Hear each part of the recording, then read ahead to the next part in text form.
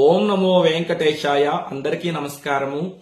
లక్ష్మీ అనుగ్రహం కలగాలని చాలా మంది వెంపర్లాడిపోతూ ఉంటారు. లక్ష్మీ ప్రాప్తి కోసం పూజలు చేస్తూ ఉంటారు, వ్రతాలు చేస్తూ ఉంటారు, స్తోత్ర పారాయణలు చేస్తూ ఉంటారు.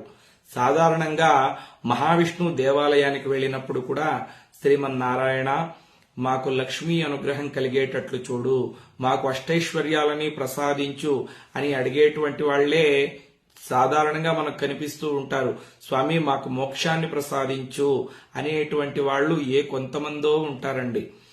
ఎందుకంటే లక్ష్మీ అనుగ్రహం ఉంటే ప్రపంచంలో అన్ని సుఖభోగాలను అనుభవించవచ్చు. ధనం మూలం ఇదం జగత్. కాబట్టే లక్ష్మీదేవి మనల్ని అనుగ్రహించాలంటే, లక్ష్మీ ప్రాప్తి కలగాలంటే తప్పకుండా మనం కొన్ని పనులను చేయాలి.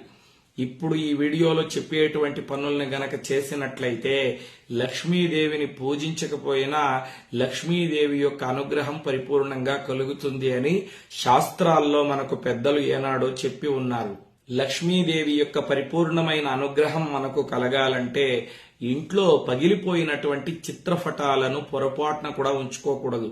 దేవతల ఫోటోలు కావచ్చు, పితృదేవతల ఫోటోలు కావచ్చు, ఏ ఫోటోలైనా సరే అద్దం పగిలిపోయినా, ఫ్రేమ్ పగిలిపోయినా ఆ పగిలిపోయినటువంటి ఫోటోల్ని అలాగే ఇంట్లో ఉంచుకోకూడదు. వాటిని తక్షణమే తీసి బయట పడేయాలి. అదేవిధంగా పగిలిపోయినటువంటి విగ్రహాలను కూడా ఇంట్లో ఉంచుకోకూడదు.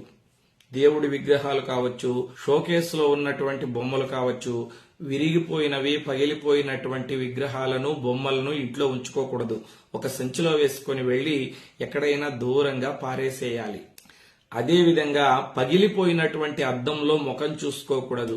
చాలా మంది ఈ బాత్రూంలో పగిలిపోయినటువంటి అద్దాన్ని ఉంచుకుంటారు.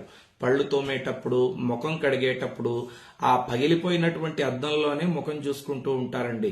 కొంతమంది పిసినారులు, ఏమండి అద్దం ఎంత అవుతుందండి, ఒక 100 రూపాయలు లేదా ఒక 200 పెడితే మంచి అద్దం దొరుకుతుంది.